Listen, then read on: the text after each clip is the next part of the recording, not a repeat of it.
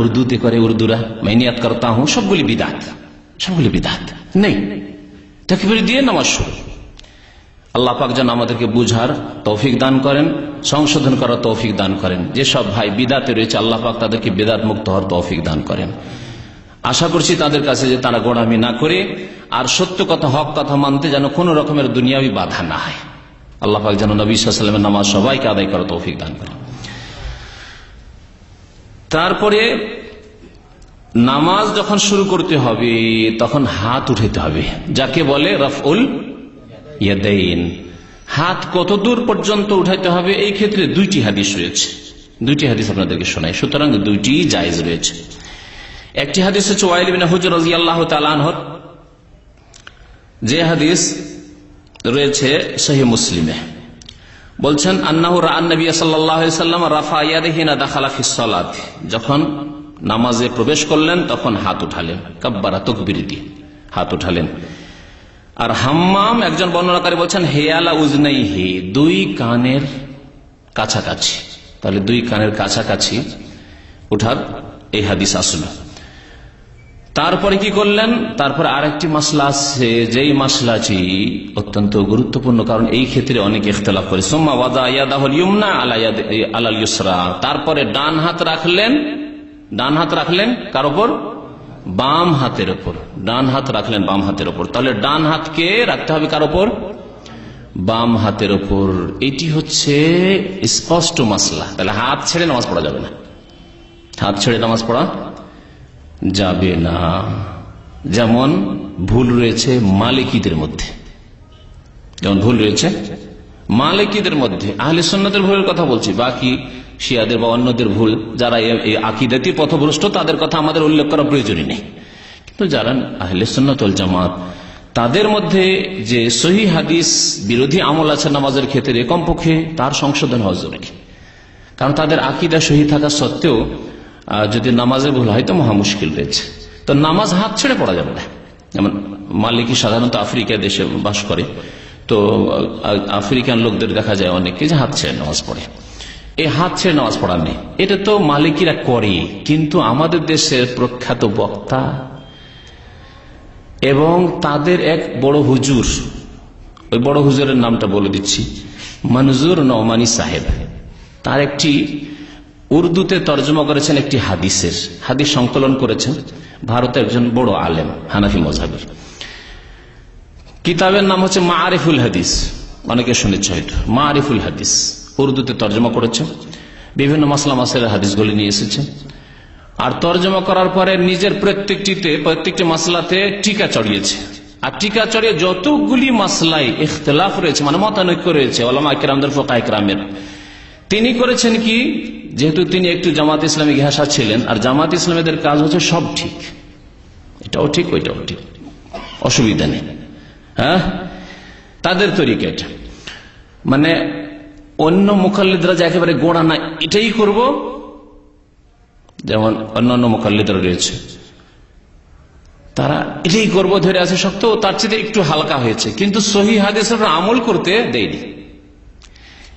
এই কথা চিহ্নিত করেনি না সহিহ হাদিসে এটা, সুতরাং এইরকম করে নামাজ পড়তে না, ওটা শিখাইনি। আবার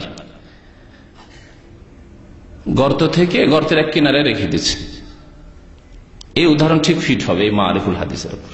এটাও ঠিক ওইটাও ঠিক, অর্থাৎ আপনি যদি বুকে হাত বাঁধেন তবুও ঠিক, নাভির নিচে হাত বাঁধেন তবুও ঠিক, হাত ছেড়ে নামাজ পড়ে তবুও ঠিক। একেবারে এইভাবে আজকে থেকে 10 বছর আগে আমাদের ইসলামী সেন্টারে মাআরিফুল হাদিস বিক্রি হইত।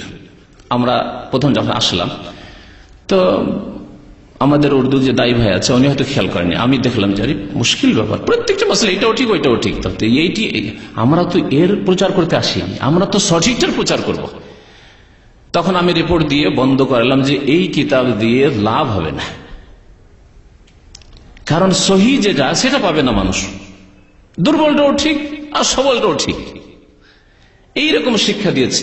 ওই কিতাবই পড়ে হয়তো ওই বড় বক্তা সাহেব, আশা করি বুঝতে পারছেন, তিনি এক বক্তব্য উত্তর দিচ্ছেন যে অসুবিধা নাই, নামাজে সবটাই চলবে, বুকে হাত বাঁধাও চলবে, নাভির নিচেও চলবে, হাত ছেড়ে নামাজ পড়া চলবে। তারপর আবার মিথ্যা রচনা করছে যে নবী সাল্লাল্লাহু আলাইহি ওয়াসাল্লাম নাকি হাত ছেড়ে নামাজ পড়েছে।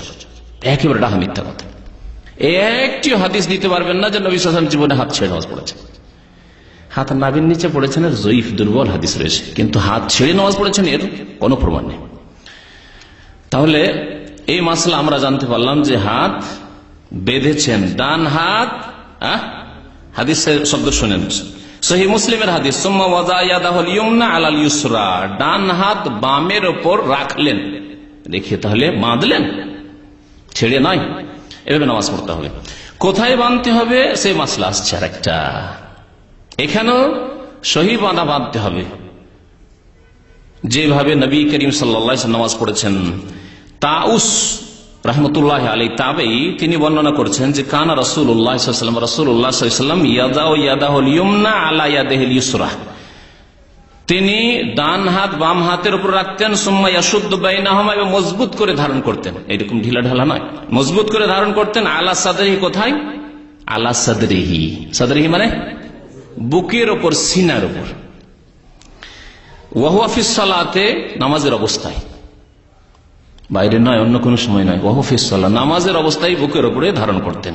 সুনানে আবু দাউদ, হাদিসটি আবু দাউদে রয়েছে। আর এই আলা সাদরি, বুকের ওপর হাত বাঁধার সুনান সহিহ ইবনে খুজাইমাতেও হাদিস রয়েছে। ইবনে খুজাইমার হাদিসটি শোনাই, ওয়াইল ইবনে হুজর রাদিয়াল্লাহু তাআলা আনহু বর্ণনা করেছেন, বলছে সাল্লাইতু মা রাসূলিল্লাহ সাল্লাল্লাহু আলাইহি ওয়াসাল্লাম, আমি আল্লাহ রাসূল সাল্লাল্লাহু আলাইহি ওয়াসাল্লামের সাথে নামাজ পড়েছি। ওয়া ওয়াযা ইয়াদাহুল ইয়ুমনা আলা ইয়াদিহিল ইউসরা, বাম হাতের উপর ডান হাত রাখলেন, তাহলে হাত ছেড়ে নয়। আলা সাদরি, কোথায় রাখলেন? বুকের ওপর রাখলেন, সহিহ ইবনে খুজাইমার হাদিস। তাহলে বুকের ওপর হাত রেখে নামাজ পড়ে হচ্ছে সহিহ হাদিস মোতাবেক আমল, এটি হচ্ছে শুদ্ধ নামাজ, রাসূলুল্লাহ সাল্লাল্লাহু আলাইহি ওয়াসাল্লামের নামাজ। আর একটি কথা মনে রাখবেন যে যেখানে ইখতিলাফ হয়েছে, মতানৈক্য হয়েছে, এ কথা বলবেন না যে ইখতিলাফ আছে তো একটা করলেই হবে, না, এরও ফয়সালা আছে, কোরআনে আল্লাহ ফয়সালা দিয়েছেন। যখন দুটি মত, তিনটি মত আছে, কোন একটা ধরলেই হয় না, এই কথা বলবেন না। আল্লাহ পাক দুটি আয়াত ইরশাদ করেছেন।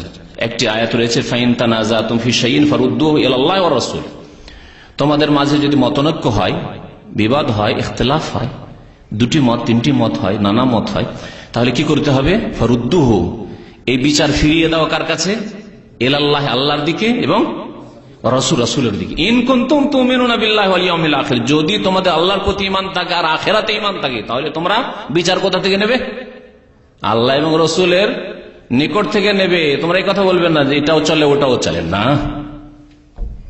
তাহলে এই তরিকা ঠিক নয় যে জয়ীফ সহিহ সবই চলে না।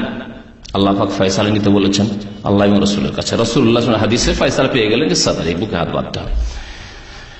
আরেকটি আয়াত আল্লাহ পাক ইরশাদ করেছেন, ওয়া মাখতালাফতুম মিন শাইইন, যে কোনো ব্যাপারে তোমাদের ইখতিলাফ হোক না কেন, মতানৈক্য হোক না, হতে পারে, মতানৈক্য হতে পারে। নবী সাল্লাল্লাহু আলাইহি ওয়াসাল্লামের জামানায় সাহাবায়ে কেরামদের ইখতিলাফ হয়েছে, তখন ফয়সালা নিয়েছেন কোথায় গিয়ে?